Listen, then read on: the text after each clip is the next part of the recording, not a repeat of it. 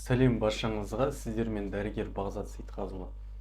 Бүгін біз мынау жүрек тұсындағы аурулар туралы сөйлесетін боламыз. Егер де сіздің жүрегіңіз сыздайтын болса, жүрегіңіз ауыратын болса, бір кеудеңізде бір жаман бір ауырлық болатын болса, онда осы видео сіз үшін.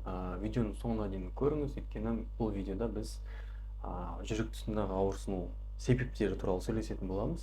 Қандай себептер үшін болады.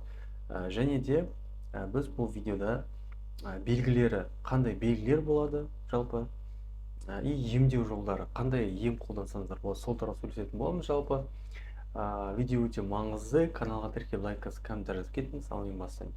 Ең бірінші бізде жүрек мынау ауырған кезде кейбір адамдар ЭКГ жасап жатады, ЭКГ барады, жүрегіңіз бәрі жақсы, ешқандай проблема жоқ деп айтады. УЗИ сердца жасады, бәрі жақсы, фракциясы бәрі жақсы, бірақ сіздің жүрегіңіз ауырады, мысалға мына жақ сыздап тұрады. Қандай себептен болуы мүмкін? Ең бірінші себеп бізде стенокардия.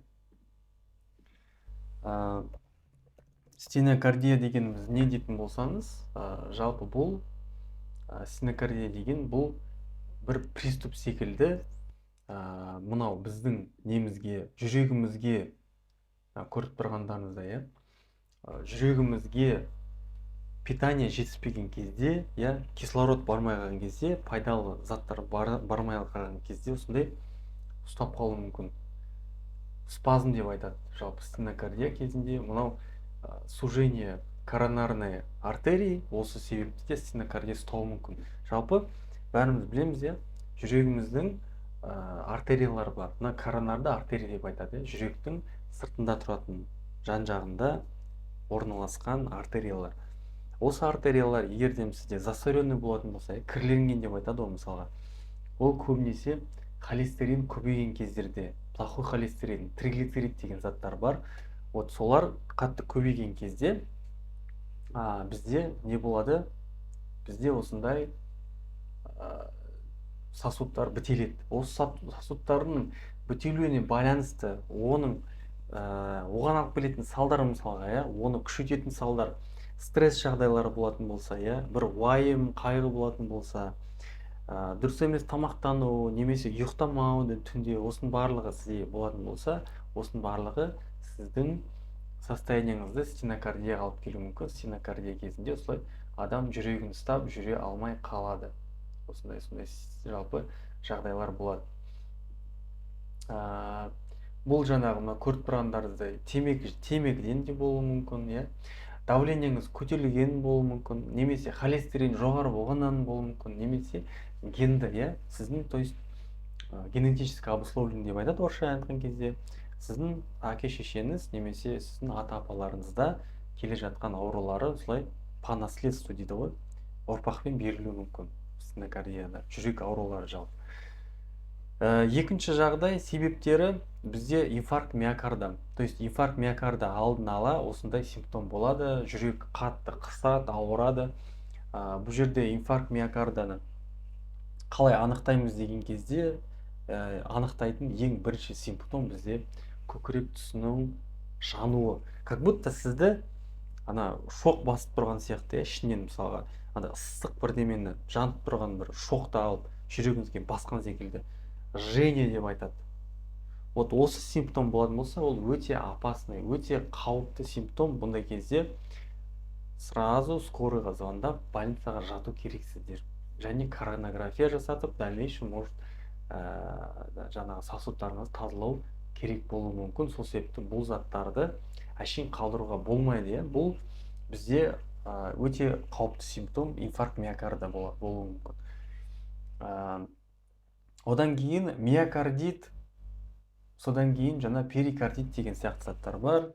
Миокардит не дейтін болсаңыз, миокардит дегеніміз ол бізде мынау көріп тұрғандарыңыздай жүректің мышцалар, бұлшық еттерінің воспалениясы бізде миокардит болып есептеледі. Осындай состояниялар тоже біздің жүрек ауруларына, сыздауына немесе алып келуі мүмкін. Одан кейінгі причина бізде остеохондроз болып есептеледі. Остеохондроз дегеніміз не дейтін болсаңыз, сол бәріміз білеміз, иә. Остеохондроз бізде мынау біздің позвоночный столб, иә. Біздің омыртқа, белі омыртқамыз жалпы бір жерінде грыжа немесе протрузия пайда болса, бұл да особенно мынау грудной остеохондроз кезде жүрек тұсына бізге ауыр сезім беруі мүмкін, оны да ескеру керек. Мына жерде көріп тұрғандар нормальный диск деген бізде мынау позвоночникті бір-біріне жалғайтын не бар, бізде дисктар болады. Мына көріп тұрғандарда дисктар, бұның каждый дискінің өзінің нервтері болады. Осы нервке байланысты сіздердің жүрек тұсы ауруы болуы мүмкін. Сол себепті МРТ жасатып тексеріп көрсеңіздер де болады, бұны остеохондроз бар ма жоқ па. Келесі себептері бізде межреберная невралгия деді. Межреберная невралгия, бәріміз білеміз, бұл не үшін пайда болады. Мына көріп тұрғандарыңызда, иә, бізде позвоночный столбтан, білмеймін қаншақты көрініп тұр сіздерге, мына жақта көріп тұрғандарыңызда жалпы. Мынаны мен үлкейтіп көрейін қазір. Так, скачать. Окей, вот. Міне көріп тұрғандарыңыздай, міне, иә, суреттегідей біздің мынау позвоночный столбта жалпы, иә, мынандай позвоночный дисктер болады. Ол дисктардың сыртынан мысалға мынау питание, артериялар кетеді, спинномозговой мозг түрміні, содан кейін өзінің нервтері болады, иә, мынау көріп тұрғандарыңыздай, мынау қабырға. Соның қабырғаның ортасынан кететін бізде нервтер болады. Именно осы нервтің қабынуынан бізде межреберная невралгия деп атайды. Ол да тура осылай. Бұл көбінесе неден пайда болады, білесіздер ме? Ол стресстен пайда болады. Мысалға көбінесе студенттерде бірінші, екінші курс кездерде көбінесе қатты сессияға дайындалып, ұйықтамай, переживать етіп, соны жаман болып жүрген кезде студенттер көбінесе ауырады. Немесе үлкен ересек адамдар, орта жастағы немесе кейінгі жастағы үлкен аға көкелерде осындай межреберная невралгия ұстап, стресстен мысалға, кейбір кезде ішімдіктен, кейбір кезде осындай сигарет деген сияқты заттар болады ғой, жалпы осындай. Сондай заттардан жалпы осылай ұстауы мүмкін. Межреберная невралгия кезінде тоже тура осылай көкірек тұсына сіздің как будто жүрегіңіз ауырып жатқан сияқты. Содан кейін дем жетпей, ауа жетпей қалады да. Вот сондай болуы мүмкін. Осы жағдайлар тоже не болады бізде? Жүрек аурулары немесе жүрегіңіз сыздау секілді проблемдер осы межреберная невралгия қабыну кезінен де болуы мүмкін. Бұның лечениясы не дейтін болсаңыз, бұның лечениясы витаминдер КПТ-тестер, B12, там витамины группа В, магний ішесіздер, ұйқыны реттейтін дәрілер ішесіздер, антидепрессант ішесіздер, сонымен жаймен жіберіп бастайды. Боярышник деген дәрілер бар мысалға, шөп дәрілер, соларменен жаймен жақсы емделетін зат.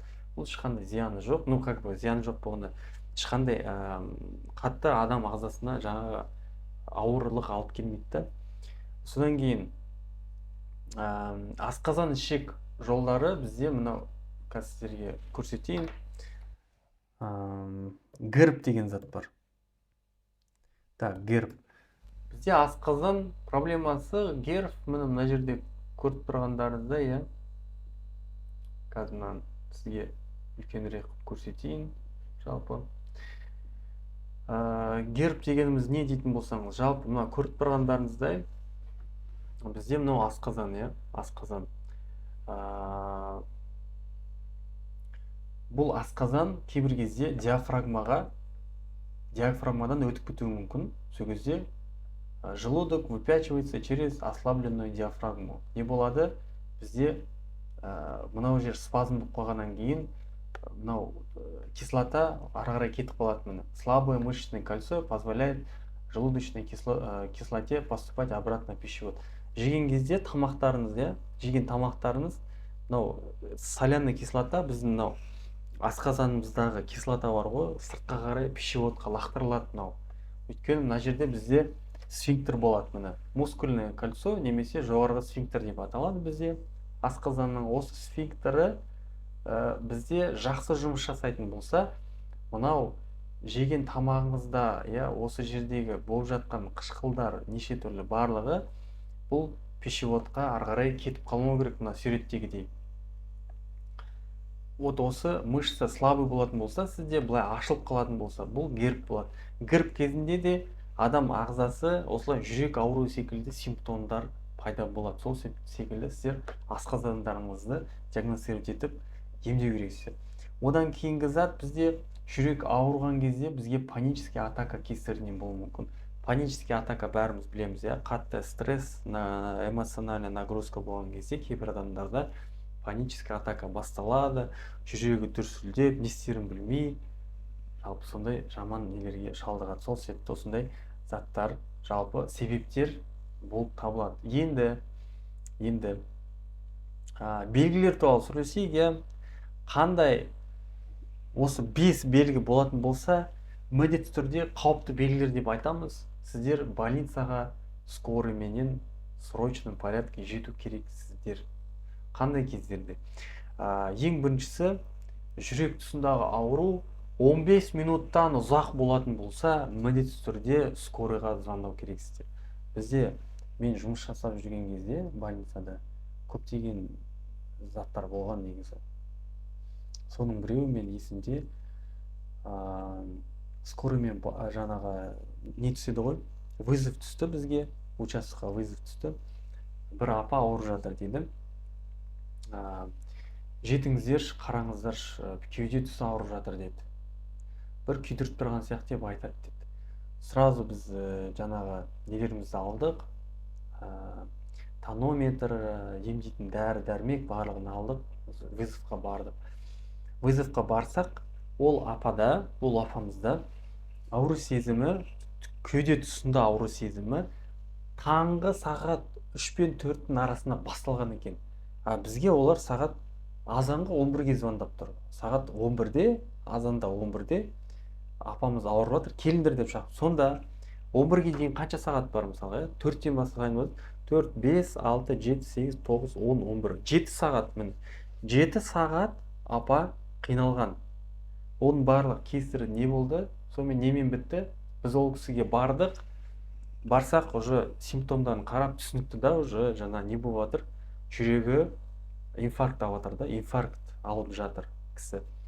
Айтады, күйдіріп жатыр дейді. Жаңағы антишоковый, жаңағы лизистің терапияны жасаймыз дегенше, уже ол кісі сол арада прямо носилкамен көтеріп, скорыйға салам дегенше кетіп қалды да, сол жақта уже жанын тапсырды.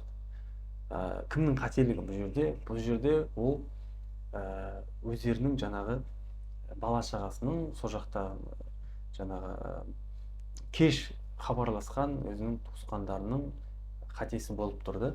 Мысалға, мен айтып отырмын, 15 минуттан ұзақ ауырды ма, күтпеңіздер.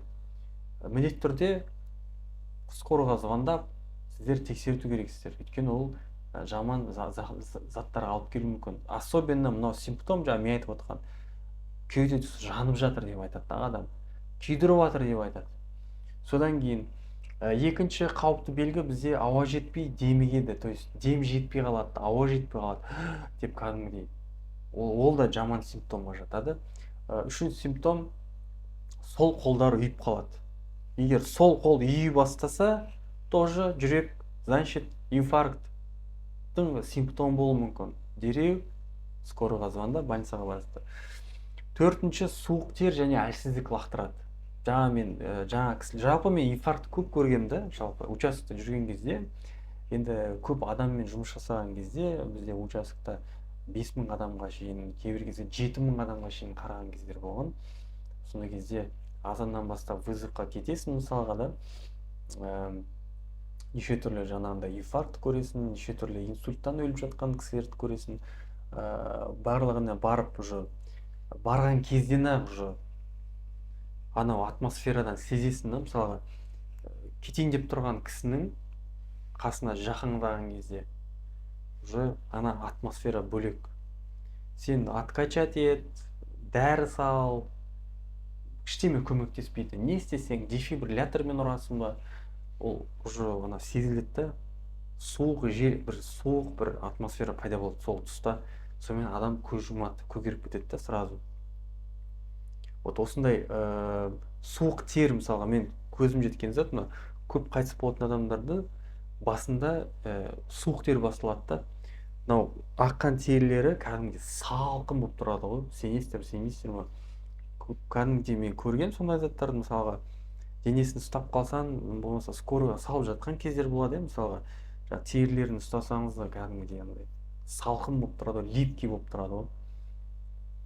Бұл да жаман симптом. Одан кейін қорқыныш және бас айналуы мүмкін. То есть комаға кетейін деп жатқан сияқты, немесе есінен танып деген сияқты, басы айланып жатыр, басын ұстап отырып қалады кейде. Осының барлығы болатын болса, күтпей тезірек больницаға бару керек деген сөзді білдіреді. Енді еміне келетін болсақ, не істейміз, иә?